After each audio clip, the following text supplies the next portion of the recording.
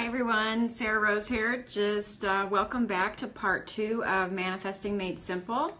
I'm going to give everybody just a few seconds to go ahead and just maybe like a minute just to join us live while I go ahead and share this video with my private group as well.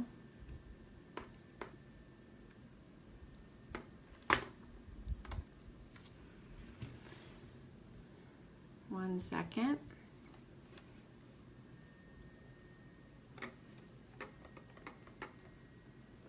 Okay, perfect. This is sort of annoying because I can't share it with my group until I'm actually live, so it takes a minute to set up everything properly. But that gives everybody that wants to be able to make it live some time to jump on. Hi Nate, how are you? So if you were here yesterday and you did the mindfulness meditations, go ahead and let me know in the comments. Let me know, give me some feedback or questions or concerns or anything that may have popped up for you. Or if you didn't do the meditation and maybe you did, the anchoring tip or even the mantra, go ahead and let me know that as well. I'm just almost done sharing this with my group, and I just want to confirm that it's in there, and then I'll be able to get started. Thank you, Nate. Share to share.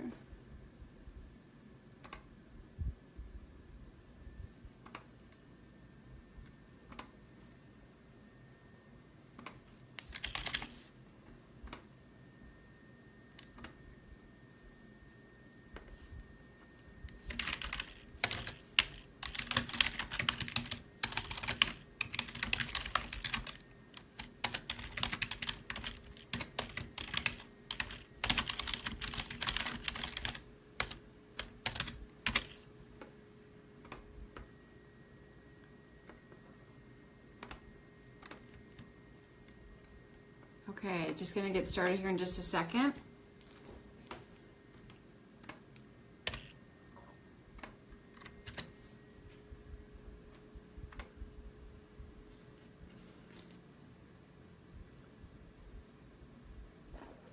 I'm just having my coffee for the day.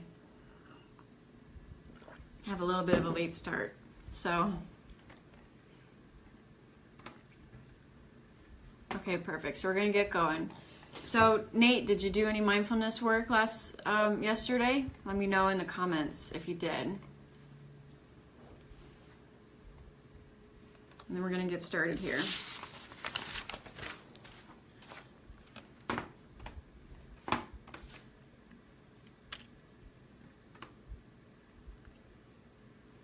So for everybody that's jumping on and maybe going to be watching the replay, if you have questions, regardless of whether it was for yesterday's training for mindfulness or today's training regarding mindset, please drop your questions below because I'm still going to be able to answer them. I still monitor the chat box even when it's not live. So make sure you leave your questions below.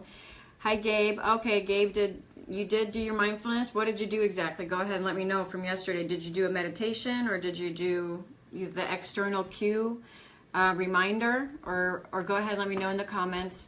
And just so you guys know, whoever's I will be doing a Q&A at the end, and I will be giving several tips today regarding mindset for manifesting towards the end. And first, I'm just going to talk a little bit about mindset, what it is, what cultivates or creates our mindset, and how that affects our what we're manifesting in our life. Okay, so a lot about the spiritual law of correspondence again, about your inner reality creating your outer reality. Nate did too. Perfect. Thank you. That's awesome. I love it. Okay, so I'm not going to spend too much time recapping because if you didn't watch the first video, you can go back and watch the mindfulness training. It's still posted. It should be pinned to the top of my page. After this goes live, though, this replay will be posted at the top. So if you're just joining today, go back and watch the mindfulness. You don't have to necessarily watch them in order. You can still watch this now if you're joining me now. But go back and watch the previous video because I'm not going to spend too much time recapping mindfulness in this video. Hi Shannon, how are you? You were on the call, you were on the training yesterday too, I believe, right? So let me know in the box, in your comments, if you were able to do any of the mindfulness work. I'd love to hear your feedback if you did. Okay, so go ahead and do that, and I'll be checking the chat box periodically. Sometimes it breaks my focus to check it too much, and then I lose my train of thought. So I will be checking in with it before I get to the Q&A section for sure. And I'll pop in every once in a while and look and see what your comments are. So post your questions as you have them, and then I'll be able to get to them. Shannon says, yes, great, worked on some meditation this morning, still getting myself into a groove. Perfect, yes, and keep in mind that, you know, you do have to sort of work yourself into a groove. I like that you use that word because you are retraining your brain on a neuro level. So it is a groove that you're actually forming when you start to create a new habit. And it doesn't have to be with mindfulness. It could be any inspired habit that you want to create in your life, whether it's getting up earlier, whether it's going to the gym every day, whether it's reading every night, whatever it is that you want to do to help foster the lifestyle that you want. It's a groove that you're forming in your brain. And here's the thing. The reason we form these grooves in our brain to begin with, the reason our brain is wired, is it's all to create efficiency and to save energy, right? Your brain is all about survival. So if your brain can do something with less energy expended and more efficient, then it's keeping you safe. It's keeping you as efficient as possible, and it's expending the least amount of energy as possible. So, for example, when you first learned to tie your shoe, you probably had to focus on it, and you had to try it, and you had to think about it.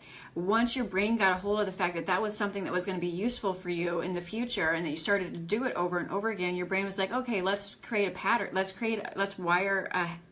hardwire a groove in our brain that makes this more efficient, that you can do it basically without thinking and do it on autopilot to conserve energy.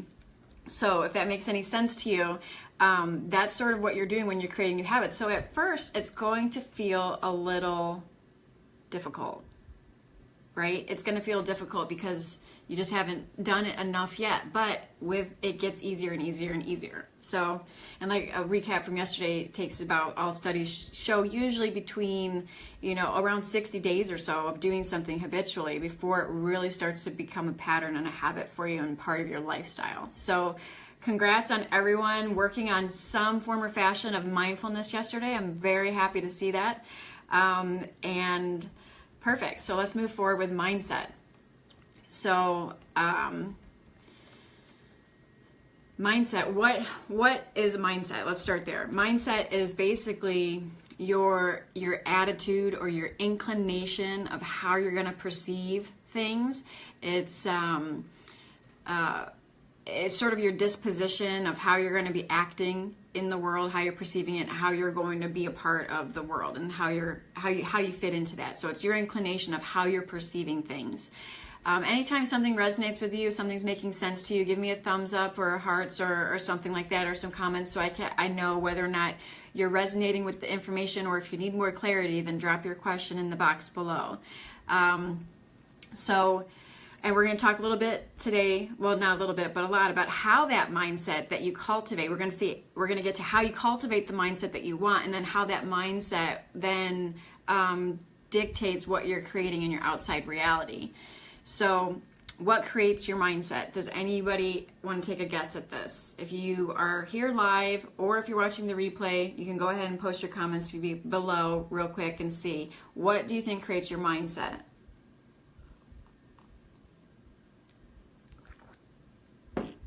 If no one has a guess, then we're going to move forward here. But basically, you're going to hear a lot about this when it comes to manifesting as well, and it's your thought process that makes your mindset. You have about 60,000 thoughts a day. Some of those are good thoughts, some of those are negative thoughts, and you do not necessarily have to believe them, although we tend to believe our own thoughts. Even the negative self-talk that we have, we tend to believe those. And I'm going to get into that a little bit later when I talk more about optimistic mindset versus a pessimistic mindset. But here's the formula that creates your mindset. It's your thoughts that you think on a regular basis will determine your belief and your belief systems. Your belief systems then form your perceptions, and your perceptions of how you're perceiving the world are then going to form your attitude and your mindset.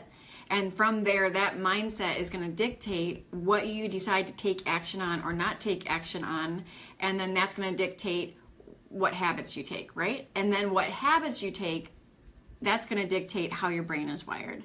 So everything, if you want to dial it all back, it's going to come back to how your thoughts create reality. And I'm sure you've heard that before in the manifesting world, how your thoughts create your reality.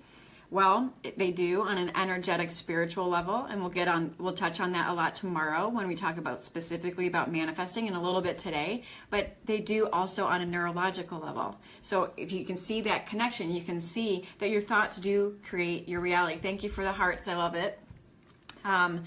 So with that said, again, you have 60,000 thoughts a day, and you have a good chunk of those thoughts that I would guess are negative. And a lot of people don't make the conscious choice in the present moment, make a decision to choose which thoughts they want to believe. They just let their thoughts sort of flow to them, they receive them, or they, and they don't really pay too much attention on which ones they want to think and which ones they want to believe and which ones they don't. And you're sort of like a gatekeeper. You don't have to believe all of those thoughts. And a lot of those thoughts are sometimes coming from unconscious sources in your subconscious, from when you were programmed from a very young age based on your upbringing, your childhood, the society, the church, the school, the teachers, and everybody that formed part of your subconscious when you were growing, when you were basically up until about this age of 7 or 8 years old. You were in a highly theta brainwave state, which is the same brainwave state that you spend, that you're in when you're in hypnosis or deep sleep. So as a child, you're learning through mimicking, and you're learning through mirroring, right? And you're learning that way, and you're pretty much downloading a lot of information and a lot of other people's thoughts, other people's perceptions, other people's attitudes, other people's belief systems, and adopting so many of those as your own on a very subconscious level. And so some of these thoughts are coming from a subconscious place, but you don't have to try to unwind everything and try to get to the source of it. You just have to be able and willing to shift your focus in the present moment to what it is you want and what it is you choose to create for yourself, because all of your power is in the present moment. It does help some people to understand where some of their belief systems that aren't serving them have come from, and where some of those thought patterns have come from. And if that helps you, then dig a little deeper into that. I have, and it does help me, but just know you don't have to open up every can of worms that you've ever been through to figure out why you may think or have these belief systems that may not be serving you. You can just make a decision in the present moment to take your power back by making conscious choice. And this sort of, piggybacks on what we talked about yesterday with mindfulness. That's the whole reason mindfulness is so effective, because it gives you the ability to bring yourself into the present moment, and the present moment is where your power is. That's where you have your choice. Okay, so a lot of these negative thoughts, I touched on this limited belief in childhood and things like that, because a lot of your negative thoughts are coming from an unconscious place, and they're coming from memories. They're coming from, allowing your mind to drift in outside of the present moment. And so that's where you run into worry, doubt, fear-based thinking. So bringing yourself into the present moment through mindfulness techniques like we talked about yesterday will only cultivate the ability to make more positive decisions and positive shifts when it comes to choosing what thoughts you're going to believe. So just to recap, your thoughts create your belief systems then create your attitude, your perceptions, and your perceptions then create the attitudes and mindset that you're going to be operating from and filtering the world through, which determines your actions, which determines your habits, which wires your brain. So it's if you haven't figured that part out yet, that this means mindset is a habit. Mindset is a hardwired habit itself. It's like a self-perpetuating loop, right? And that's why sometimes it's so hard to shift from, let's say, if you were pessimistic into an optimistic mindset, because the whole thing is a self-perpetuating loop. You have to really interject conscious, bold decisions in the midst of this autopilot cycle that you're in when you're trying to create positive change and when you're trying to create any kind of, or when you're trying to manifest anything new in your life. It's going to take a new mindset. It's going to take new thoughts, new belief systems. You're going to have to think something different, tell yourself something different, believe something different, perceive something different, act on something different, and eventually then have different habits and then that's where the magic happens. Once you get to the point where you're creating those healthier habits, it feeds the cycle because it rewires your brain to make those new thoughts, those new perceptions, those new belief systems, those new attitudes and mindsets a habit. So it becomes a but there's a little bit of a hump you have to get over when you're trying to make a massive shift. If you're just trying to shift just a little bit, obviously it's easier. If you're trying to make a massive shift, then it's going to be a little bit more challenging because of this. So there's the science behind it. I think we've hit this home enough that you understand that aspect of it, right? So it's fascinating, though, to understand that neurons can be conditioned through chronic worry and through fear-based thought. And this causes you to have fear-based beliefs. So you can think yourself into a pessimistic mindset and stay there based on you continuing to have the same thought. So chronic worry or fear will condition your neurons to stay in that state of mind, which automatically lowers your self-confidence, lowers your self-esteem, it disempowers you, and it basically tells you that the world's not safe, and it puts up your defenses. And so then what happens when you're putting up your defenses all the time because you're thinking that the world is not safe, because your brain is wired to constantly teeter towards worrying or teeter towards fear, even if you're not chronically pessimistic, And so I'm assuming if you're on this call, you're not necessarily a chronic pessimistic person, but we all have different degrees of where we're at on that scale. There's a polarity. There's total optimism on one side, total pessimism on the other side. Where do you fall on that scale? And can you catch yourself? So I'd like to hear some feedback from you guys. Do you ever catch yourself in negative thoughts and negative mindset? And then what do you do about that when you do? But you're somewhere on that scale. You may fall closer towards the middle and stay more balanced, and that's a beautiful thing. You may teeter towards one. I know some chronic worriers in my life, and it's like it doesn't matter what the situation is. Looking at the silver lining is just not available to them at that moment in time because they haven't made the conscious choice yet to break that cycle. And that's just the way it is. Everybody's different. So go ahead and post any comments or questions so far. Gabe says yes, and lately kind of forcing or asking myself to let them go. Meditation helps. Yeah, meditation helps because it allows you to let them go. If you're not, and here's the thing, in meditation, if you're trying to fight the thoughts that pop up, and that's why meditation is so cool, because it brings to your awareness, especially mindfulness meditation, it brings to your awareness what kind of thoughts you're thinking. Where does your mind go when you're just allowed to just let go and release what kind of stuff pops up.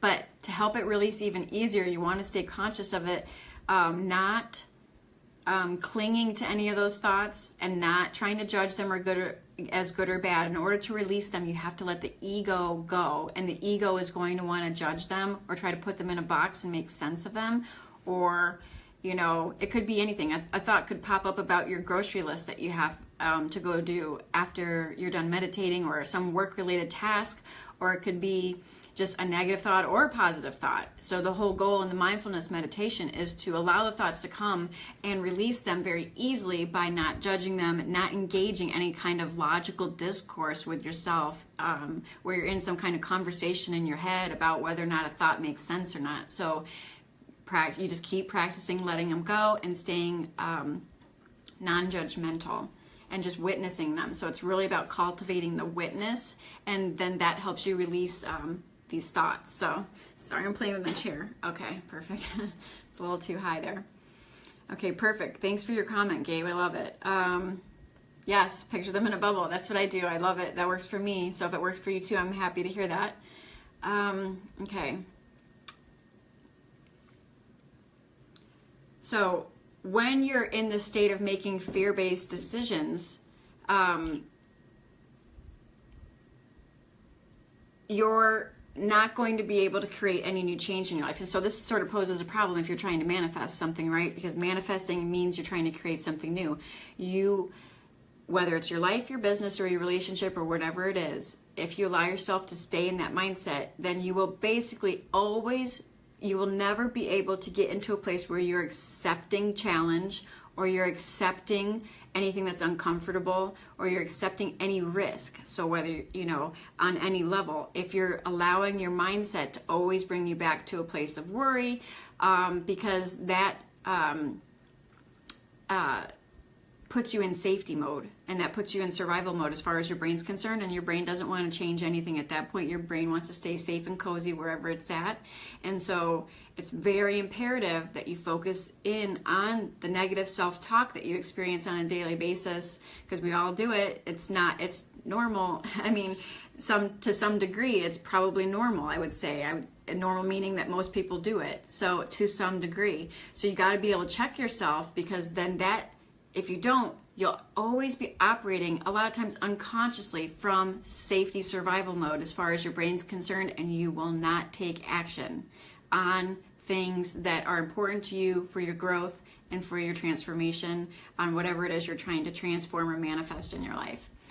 So the good news is that you can cultivate more of a optimistic mindset, and I'm going to share some tips with you on how to do that. But before I do that, let me just explain that optimistic, just so we're all on the same page, your frontal lobe area of your brain is where you start to make decisions and where you put your desires into action. The right side of your frontal lobe is the part that's associated with pessimism or doubt or worry, procrastination. Procrastination's a big one. If any of you experience procrastination, give me some hearts. That's a big one. But that's all associated on the right side of your frontal lobe. On the left side of your frontal lobe is where positivity and optimism and solution-oriented goal setting comes in. It's where you focus on the solution. Now, here's the thing. Pessimism is not necessarily a bad thing. So if you have a negative thought or a doubt or a worry, don't beat yourself up. Here's how you use it to your advantage. When you have a doubt or worry, you recognize it briefly, then you shift.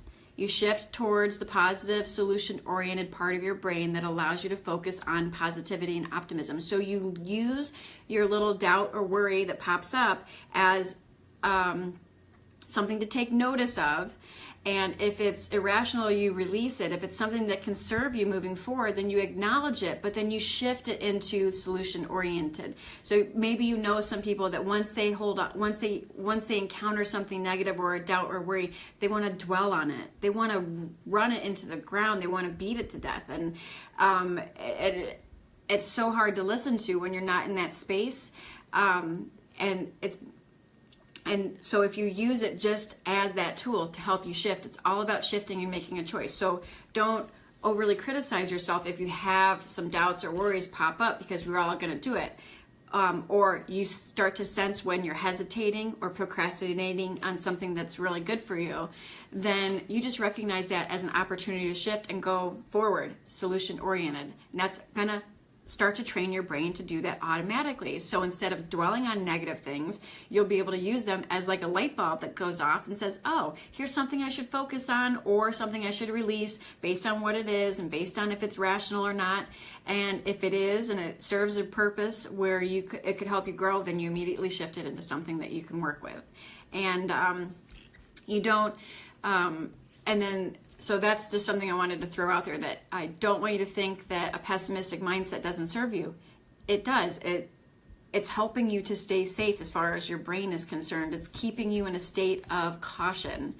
And it's okay as long as you use that caution wisely to make positive decisions and shift it. Don't dwell in it. And some of these tips that I'm going to share with you are going to help you to do that on a more regular basis, because it's going to be helping tap into that side of your frontal lobe that makes it easier.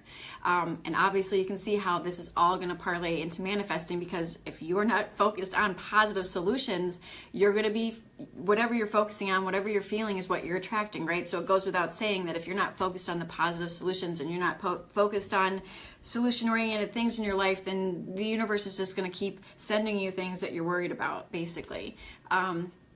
So that's the law of attraction. You're going to get back what you put out, and so you have to be able to shift your mindset, shift your thoughts, shift your perceptions, and start taking action in the directions that you want. So yes, the good news is that you can train your brain to do this and shift into a more optimistic mindset.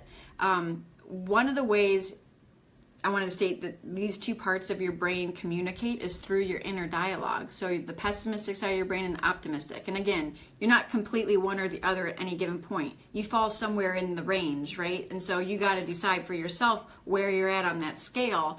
But your inner dialogue is how you communicate a lot with these two sides of your brain. And so you have to check your self-talk. That's huge. So I'm going to move into the tips section here first and give you some tips. Do risk takers have less negativity and fear? From my experience, things I'm passionate about, I'm hardly doubtful or stressed by fear.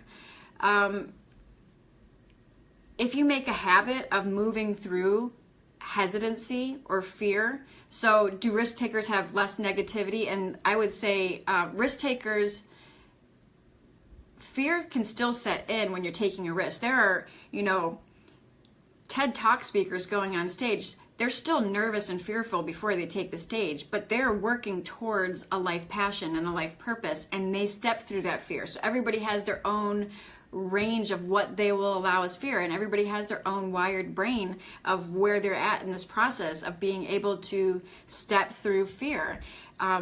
Mindfulness and other techniques of self-monitoring, self-reflection can help reduce this. And on a biological level, like I talked about yesterday, mindfulness actually helps reduce your amygdala, which regulates fear. So fear is subjective for every person, but yet there are people that are great risk takers that still have fear, but they do it anyway. The thing that great risk takers have that allows them to persevere, that would stop other people in their tracks, is courage. They have courage. They don't necessarily have complete confidence in everything that they're doing yet, but they have courage. Courage requires that fear be there, otherwise it wouldn't be courage. But when you exercise courage once or twice or 3 times or 4 times, then it starts to turn into confidence. But everybody has different levels and degrees of that they're drawing from their own upbringing, their own subconscious belief systems, their own thought patterns and everything like that, and their own perceptions and how they view the world. But one thing that risk takers do have is they don't have absence of fear. Fear is a natural thing. They step through it with courage. They don't hide from it. And so fear can resonate, or can manifest in people in different ways. It could manifest as procrastination.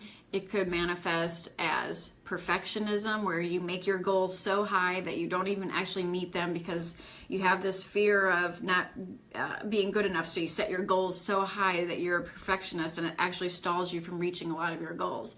So fear can be, it's very tricky and can pop up in your life in many different ways. And so everyone has their own degree of it. So I don't know if that answers your question. I don't know if risk takers are going to have less negativity. I would assume so.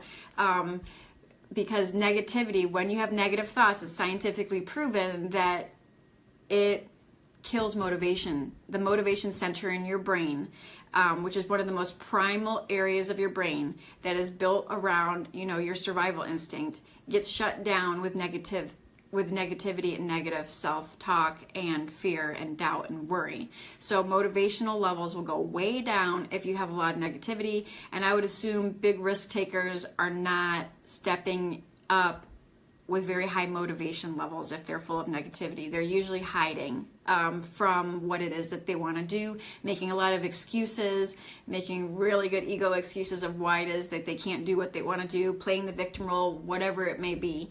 But yeah, no, negativity definitely shuts down your motivation centers in your brain. So that's actually a really good question. But yeah, they don't have a lack of fear. They just learn how to work through it because everybody has it.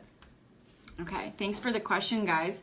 I love it. Heather, if you're just joining us for the first time, go ahead and tell us where you're from. I'd love to hear what part of the world you're joining us from. And just as a recap, if you're watching this replay, that you can go back and watch mindfulness training from yesterday and still post it in the Facebook group. So after this, you can still go and watch that. You don't have to watch that one first or anything like that to make sense. It'll all tie in together. And just for another recap, tomorrow is going to be all about manifesting, where I share my 7-pillar formula for manifesting. And it's going to tie all this in together, and you guys are going to love it. So I hope you can also join me for tomorrow. Same time, same place. And we're going to move on, if I can keep my train of thought here for a second. Tips. I want to move into tips now. So we talked a lot about self-talk. So one of the ways that you can start to rework this is rewriting your limited scripts. When you catch yourself, I would have a notebook or a journal, or even maybe like an audio recorder on your phone or whatever it is. When you start to notice a negative self-script of what you tell yourself, any kind of negative thought, record it in your journal, or if you're, you don't have a journal with you and you want to record it on your audio device, that's fine. And then at the end of the day, write down all your negative scripts in your journal, and then reframe them and rewrite them into a positive, life-affirming affirmation. Doing this is going to help you. All your negative thoughts will lose power over you when you start to shine a light on them, right? So that's huge. Awareness is huge, and which is another reason awareness is the first pillar of manifesting, and it's also the reason why mindfulness is so effective, because it brings you into the present moment, which breeds awareness. If you remember from yesterday's training, when you have awareness, you're able to shine the light on the things that aren't serving you, but they lose their power over you, and they don't seem that serious once you start to write them down.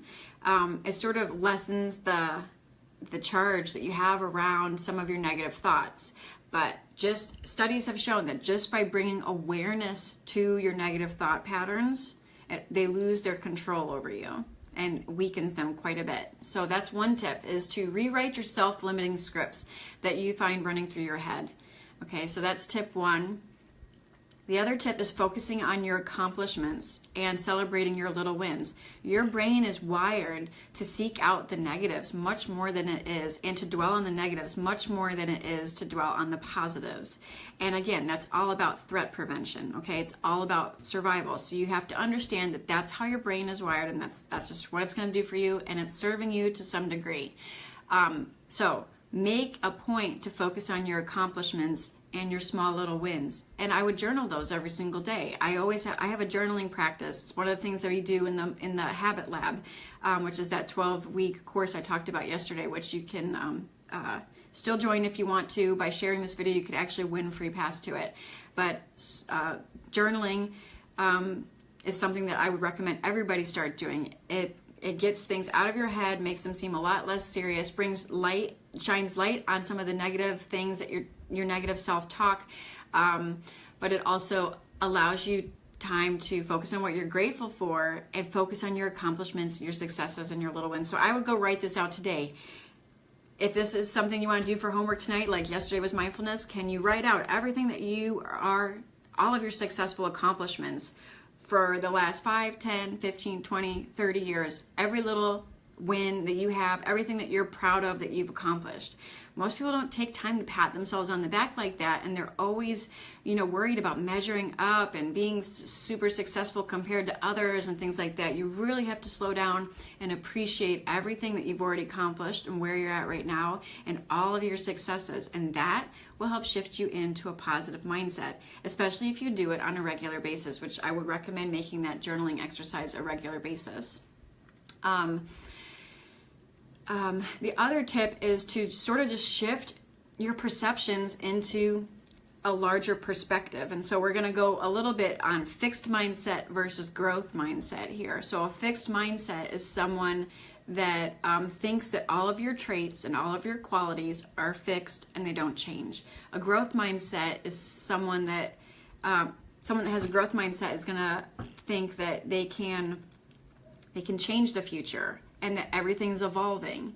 And so it's really powerful to adopt that kind of mindset, because otherwise you're going to feel stuck and you're constantly going to be trying to prove that the qualities that you have are real.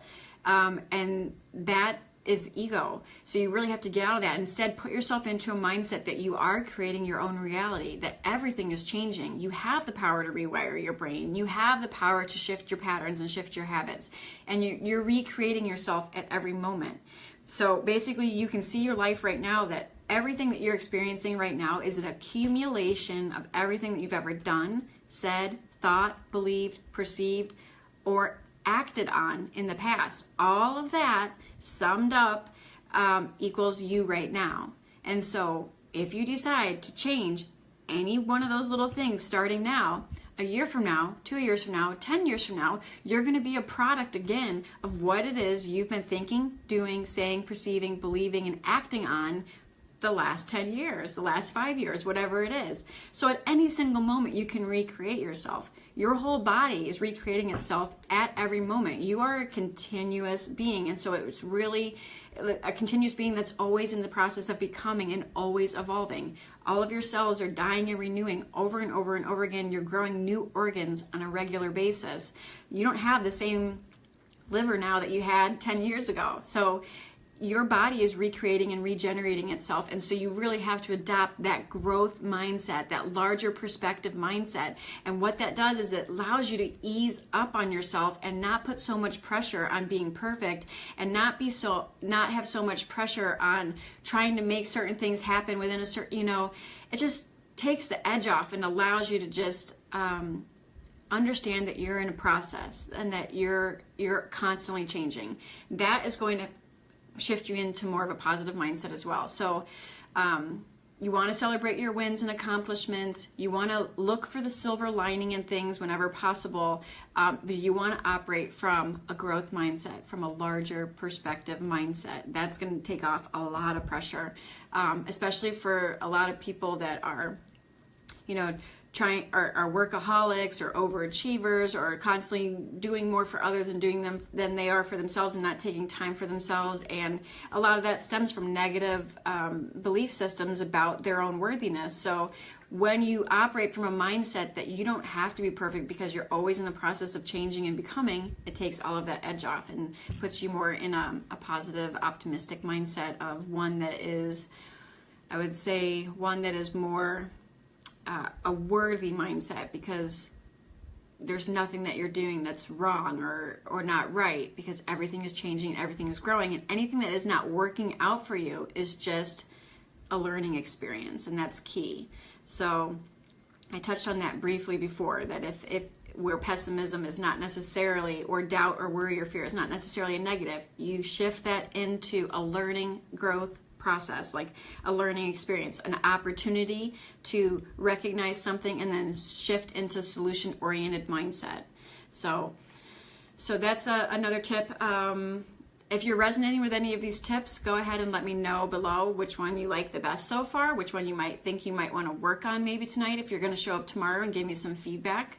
The key thing between an optimistic and someone that has more of a negative or pessimistic mindset is an optimistic believes their goals can be achieved. They believe in that. They believe that what they want to do or put out there can be achieved, and they believe the future can be changed. Okay, so someone more of in a pessimistic mindset believes that negative circumstances tend to recreate themselves. Okay, so those are some key indicators on maybe where you can gauge on where you're at in some things, where negative circumstances constantly recreate themselves. And guess what? If that's what you believe, and that's your mindset, and that's how you're perceiving the world, and that's what you're going to be taking action on from a place of, that the world is not serving you, and so that you have to have your defenses up because everything negative that's happened before is just going to happen again, you're going to be operating from a totally different emotional place than somebody else, a totally different feeling place than someone that believes the future can be changed. And that feeling that you're carrying inside you as you go about your day is going to be what's cultivating what you're attracting to yourself. That's what the law of attraction pays attention to. So keep that in mind, that, you know, someone that's optimistic knows that the future can be changed. Your goals can be achieved, and you have the power to change. And all of this boils down to choice. And so this is where mindfulness meditation is going to be one of my other tips, obviously, because mindfulness brings you into the present moment, makes you aware, helps you gain clarity, and helps you make a present choice to switch. And on the most fundamental level, we're dealing with mental alchemy here. We're going to take our negative mindset or our negative thoughts, which we all have, and we're going to shift them into a positive mindset. And that happens in the present moment when you exercise choice. If you're not present, you won't exercise choice. You'll exercise habit. You'll exercise whatever it is you've done before. So if something's not working out for you in the way that you want, you'll continue to repeat your habit unless you interject conscious choice. So meditation is the other tip, mindfulness meditation especially, to help you cultivate that space between things in your life and your way that you want to choose to react to them, because that's going to be where your power lies. So meditation is the other tip. We're going to do another takeaway here. Just making sure I don't miss anything on my notes. Oh yes, this is another, I mentioned this briefly, this is part of the Habit Lab as well, but daily journaling and writing. So journaling down your thoughts, it doesn't necessarily have to be negative self-talk and reframing them into positive self-talk, which I definitely recommend. That's one of the tips, but just writing in general has scientifically been proven to shift your neuroactivity from the areas of your brain that are associated with pessimism, doubt, worry, procrastination, and fear-based thoughts into the more positive aspects, or to the brain that is associated, this part of your brain that's associated with the more positive aspects of optimism, positivity, and solution-oriented and better decision-making skills. So writing has been scientifically proven to do this. And that's the other tip I would recommend, is starting a writing practice for yourself. If you don't already have a journal, let me know if you do have a journal. I'd love to hear how many people here actually do have a journal.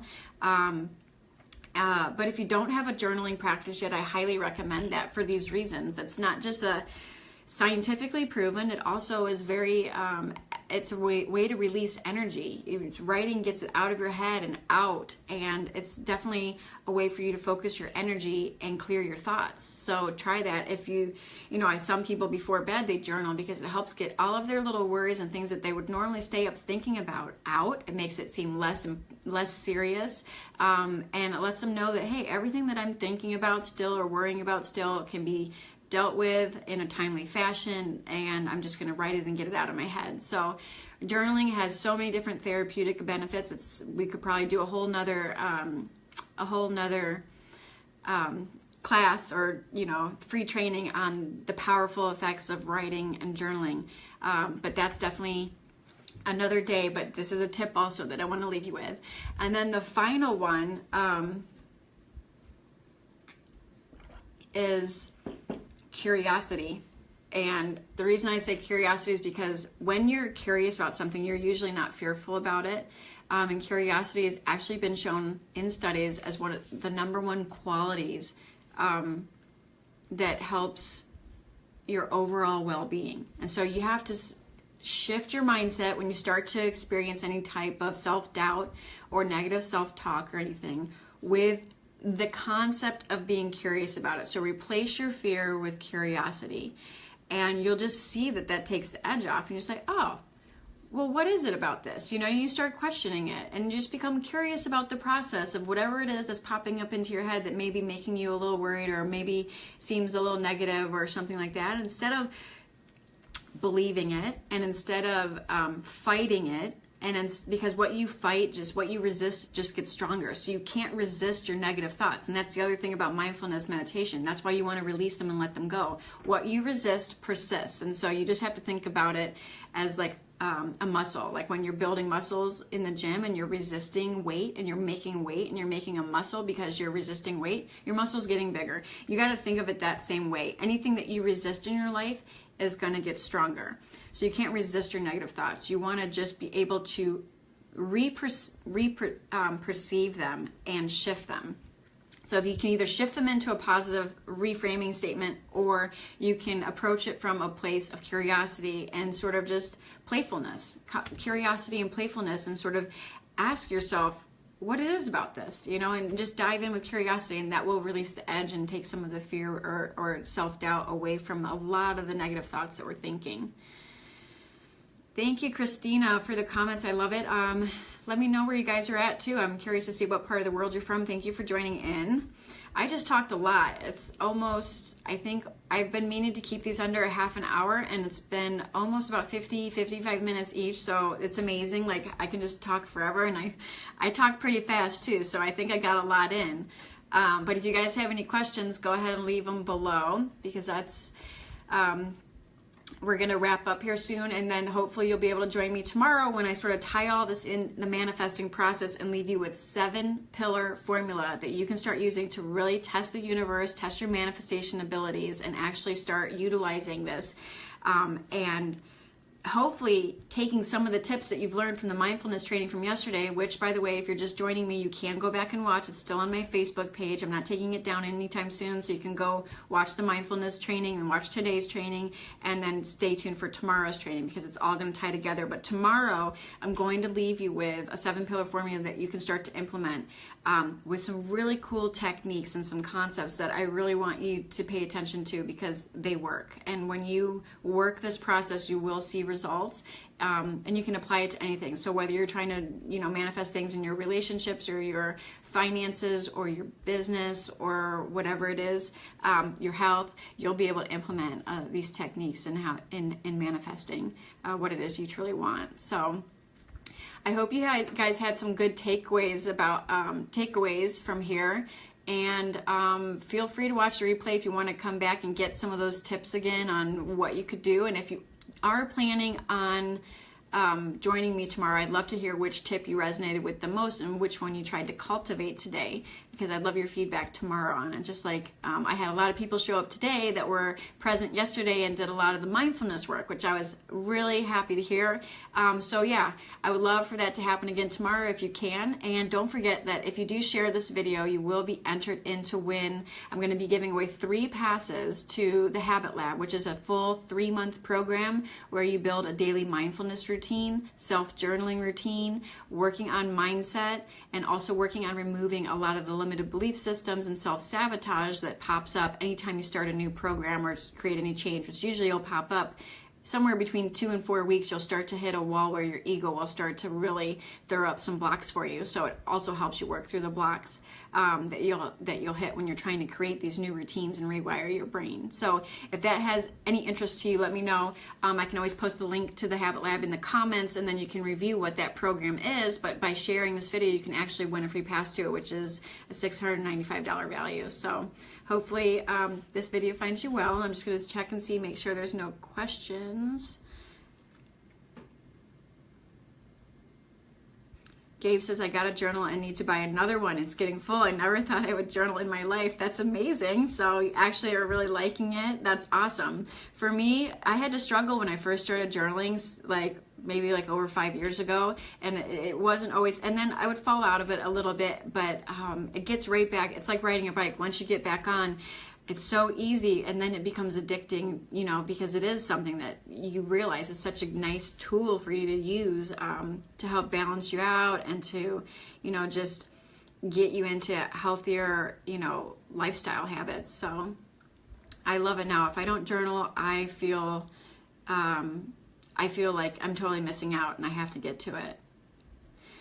All right, so I don't think that there's any other questions, so I'm going to go ahead and log off. If you're watching this replay, I would still love your comments or your questions, so feel free to leave them below. and I will still get to them because I still monitor the chat box. I get a notification anytime someone leaves a question or a comment. So hopefully this video finds you well, and I will see you again tomorrow, same time, same place, for the third and final free training, which is all about manifesting, tying in what we talked about today and yesterday, mindfulness, mindset, and applying all of that into my 7-pillar manifesting formula, which I think you're really going to love. So I will see you tomorrow, and namaste.